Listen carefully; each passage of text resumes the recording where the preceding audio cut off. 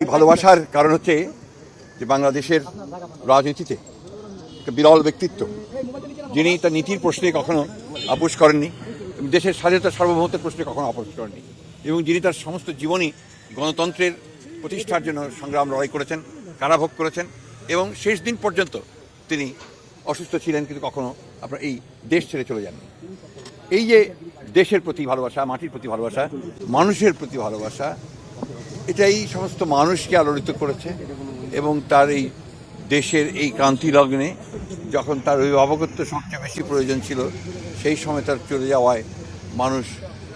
সেই কারণেই সবচেয়ে মর্মাহত হয়েছে। এবং তারা সেই কারণে দেশনেত্রীর নামাজে জানা যায় তার আত্মার মাগফিরাতের জন্য তারা সমবেত হয়েছে, চোখের পানি ফেলেছে এবং অত্যন্ত এই আশা নিয়ে গেছে যে তার এই চলে যাওয়ার মধ্য দিয়ে দেশের মানুষ গণতন্ত্রকে প্রতিষ্ঠার দিকে যে কর্তব্য পালন করা, সেই কর্তব্য তারা পালন করবে এবং আগামী নির্বাচনকে সুষ্ঠু, অবাধ, নিরপেক্ষ করে এই দেশের পক্ষে যে শক্তি আছে বাংলাদেশ জাতীয়তাবাদী দল, সেইটাকে তারা বিজয়ী করবে বলে আমি মনে করি।